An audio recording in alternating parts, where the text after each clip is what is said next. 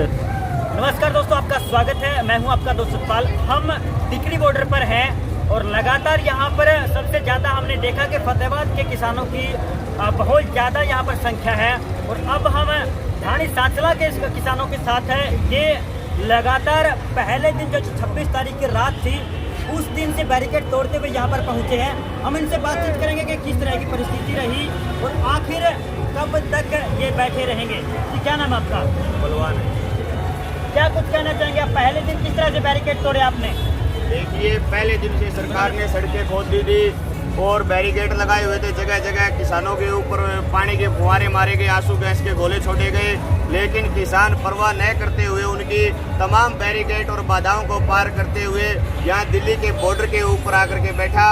और यहाँ बैठ करके एक खट्टर जो ये बोल रहा था हरियाणा का मुख्यमंत्री कि मैं दिल्ली नहीं जाने दूंगा किसानों को, उन्होंने किसानों ने खट्टर के मुंह के ऊपर करारा तमाचा मारने का काम किया यहाँ दिल्ली बॉर्डर के ऊपर आने का।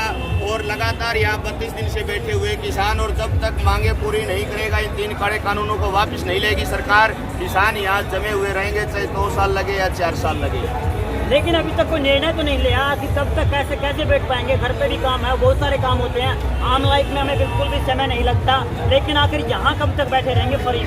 देखिए, सरकार तानाशाही सरकार है।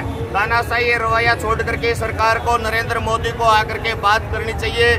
नरेंद्र मोदी अब तक चुपता फिर रहा है, कभी चिट्ठियां भेजता है, कभी अपने मंत्री भेजता है, लेकिन नरेंद्र मोदी खुद को अहंकार छोड़ करके किसानों के साथ बैठना चाहिए, आंखों से आंखें मिला करके उसको बात करनी चाहिए। अगर वो चोर नहीं है तो वो चोर है, वो अंबानी और अडानी का गुर्गा है, वो प्रधानमंत्री नहीं है। इस देश में अंबानी, अडानी और अमित शाह चला रहा है। तो उनसे निवेदन है प्रधानमंत्री से वो आकर के किसानों से बात करें, लेकिन यहाँ से किसान उठने वाले नहीं है। ये फाइनल लड़ाई है, 70 साल की लड़ाई है। किसान परेशान है, पिछले 70 साल से सभी राजनीतिक दलों से किसान को लूटने का काम किया है, और अब किसान फाइनल लड़ाई जीत कर ही घर जाएगा वापिस। फतेहाबाद से ढाणी सांचला फतेहाबाद में आता है। फतेहाबाद के विधायक गुड़ाराम है, उनसे भी कई जो किसान है वो उनसे जाकर उनका समर्थन मांगा था, लेकिन अभी तक किसी भी नेता ने अभी ऐसा समर्थन नहीं दिया। देखिए, फतेहाबाद के जो साथी है, फतेहाबाद की बहुत बड़ी हाजिरी यहाँ 4-5 हजार किसानों की टिकरी बॉर्डर के ऊपर लगातार है हर दिन। और वहाँ भी फतेहाबाद में भी, चाहे वो गुड़ाराम हो, चाहे देवेंद्र सिंह बबली हो जेजेपी के, चाहे निशान सिंह हो, और 28 तारीख को नापा का भी घेराव है रतिया के विधायक का, तो लगातार उनसे समर्थन मांगने की बात कर रहे हैं, लेकिन वो किसानों के बीच में आने से आंखें चुरा रहे हैं। अगर वो किसानों का अगर भला चाहते हैं, अगर उनको आगे किसान मजदूर और किसानों के बीच में आना पड़ेगा और उनको समर्थन देना पड़ेगा। मैं फतेहाबाद के भाइयों से भी निवेदन करूंगा कि जो भी भाजपा और जेजेपी के जो विधायक है, जो नेता हैं, उनको गाँव में ना घुसने दे जब तक वो किसानों के साथ ना आए। फतेहाबाद के अंदर बीजेपी ने उपवास का कार्यक्रम रखा था पपैया पार्क में, वहाँ पर किसानों ने उनको खदेड़ दिया, उनका उपवास तोड़वा दिया था। वो उनकी एक साजिश थी बीजेपी की। SYL के पानी के ऊपर किसान पंजाब और हरियाणा के किसान को बांटना चाहते थे, इस आंदोलन को तोड़ना चाहते थे, लेकिन फतेहाबाद और हरियाणा का किसान इस उनके मंसूबों को बखूबी जान गया था और उनका अनशन तुड़वाने का काम किया, उनको वहाँ से भगाने का काम किया चोरों को। आपको क्या लगता है कि हरियाणा सरकार के ऊपर बीजेपी और जेजेपी का गठबंधन है, युवा लगातार दुष्यंत से नाराज है, उनका किसान नेता माना जाता है? देखिए, पहली बात तो ये है कि युवा पहले से उनसे नाराज थे। बीजेपी के खिलाफ उनको 10 सीटें युवा ने और किसान ने दी है, और जाकर के उनकी कदर ना करते हुए बीजेपी के साथ में जाकर के गठबंधन कर लिया, तभी से नाराजगी चल रही है। और अब तो और ज्यादा नाराजगी हो गई है इस आंदोलन में। अभी भी वो इन 3 कड़े कानूनों को दुष्यंत और जेजेपी के साथी सही बता रहे हैं, जबकि ये बिल्कुल कड़े कानून है, ये डेथ वारंट है किसान के लिए। आपको क्या लगता है हरियाणा सरकार को कहीं ना कहीं सरकार गिर सकती है, जिस तरह से कई नेता भी इसका विरोध कर रहे हैं, कई उम्मीदवार विरोध कर रहे हैं, कई विधायक?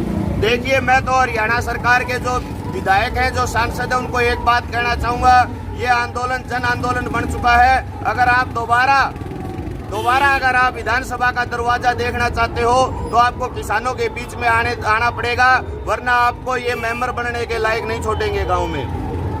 अब आंदोलन लगातार है, वो आगे बढ़ रहा है, लेकिन सरकार किसी भी निर्णय पर नहीं पहुंची।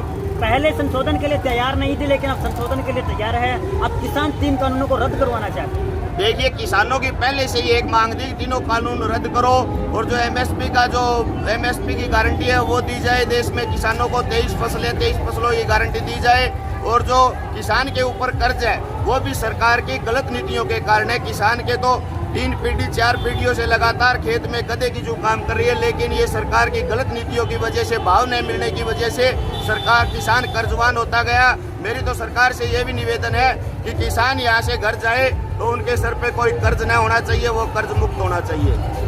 आपके गांव के आसपास के कितने क्या कुछ किसान आ रहे हैं और किस तरह से मैनेज कर रहे हैं? जिला फतेहाबाद के लगभग 4-5 हजार किसान यहाँ डेली यहाँ बैठते हैं, आकर के समर्थन देते हैं, पहले दिन से डटे हुए हैं और बहुत बड़ी भागीदारी जिला फतेहाबाद की इस आंदोलन में है। और जिला फतेहाबाद की एक और खूबी है कि जो किसान घर पे हैं वो भी लगातार यहाँ राशन सामग्री पहुँचा रहे हैं, लगातार वहाँ विधायकों का, सांसदों का घेराव कर रहे हैं। तो फतेहाबाद जिले की बहुत बड़ी भागीदारी इस आंदोलन में है।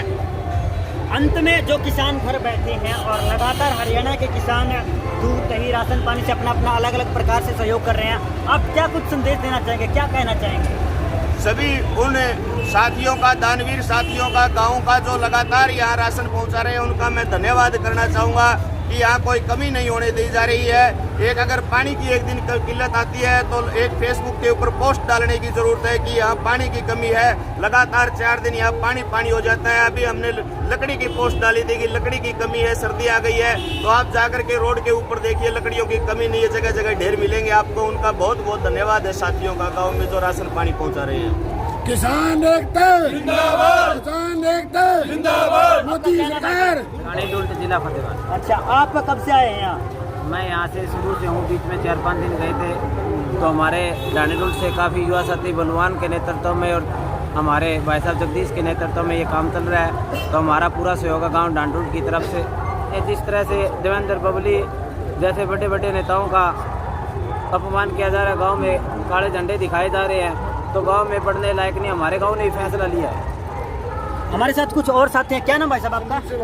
सर्वेश कुमार। आप कब से हैं? मैं शुरू से यही हैं। आपका क्या कुछ कहना चाहेंगे इसके बारे में? हम तीनों काले कानून के खिलाफ हैं। हम सभी जमींदार इसीलिए इकट्ठे हुए हैं। सरकार तो कह रही है कि कानून किसानों के लिए है और सही है। सही है तो सरकार ने दिया ही नहीं, किसान इस चीज को मानता ही नहीं है। किसान इस चीज को मानता ही नहीं है, कानून देने की जरूरत ही नहीं है सरकार को। कैसे किसानों के ऊपर ये थोप रही है जोर जबरदस्ती से, तो ये सरकार का चलेगा नहीं। किसान, हर एक किसान जमींदार ये सोच रहा है कि ये वापस हो। तो जैसे कि आप लगातार देख रहे हैं कि किसान लगातार आक्रोश में है और सरकार के को यही कह रहे हैं कि तो 3 काले कानून कोरोना की आड़ में सरकार लेकर आई है। संसद में इस तरह की कोई बातचीत नहीं की गई है। किसानों के विरोधी 3 काले कानून बनाए गए हैं। जब तक काले कानून वापस न हो गए तब तक किसान यहाँ डटे रहेंगे। हम टिकरी बॉर्डर पर हैं और इसी तरह की तस्वीरें आपको दिखाते रहेंगे। जुड़े रहेगा हमारे साथ में, जल्दी लौटते एक नई वीडियो के साथ। तब तक के लिए जिंदाबाद, जिंदाबाद। जय जवान जय किसान।